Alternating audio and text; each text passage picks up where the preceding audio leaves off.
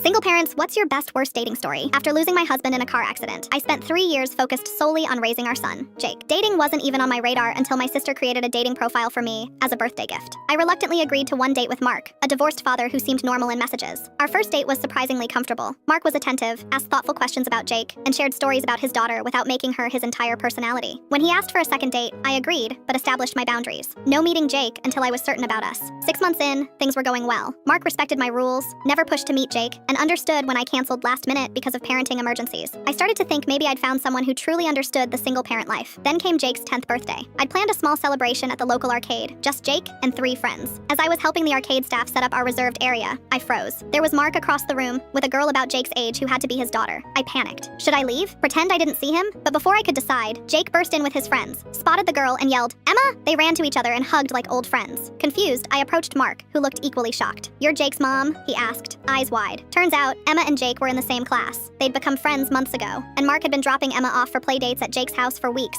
He'd never come inside because Emma's mom, his ex-wife, usually picked her up. We'd been dating for months while our kids had already formed their own friendship, completely unaware of our connection. The birthday party became an impromptu meet-the-kids moment. Watching Mark interact with Jake, helping with the games, laughing at his jokes, made my heart swell. Jake whispered to me later, "Emma's dad is cool. You should date him, Mom." I thought we were heading towards something beautiful. Mark and I started including the kids in some of our dates. Movie nights, hikes, even a weekend camping trip. Jake adored Mark, and I fell in love with how Emma's face lit up when she talked about books, just like her father's. 3 months later, Mark asked me to meet him for coffee without the kids. His expression was serious as he slid a small velvet box across the table. My heart raced. Was this happening? "I can't do this anymore," he said quietly. "Emma's mom wants to try again, for Emma's sake." I sat there, stunned, as he explained how his ex-wife had been diagnosed with MS. She needed support, and Emma needed both parents. The box wasn't a ring. It was a necklace he'd bought me weeks ago, but never had the chance to give. The hardest part wasn't losing Mark. It was watching Jake lose another person he'd grown to love. For weeks, he asked when we'd see Emma and Mark again. I couldn't bring myself to tell him that Emma had switched to another class to make things less awkward. I haven't heard from Mark. I don't know if I will, but I've learned that when you're a parent, love stories don't just involve 2 hearts, they involve entire families.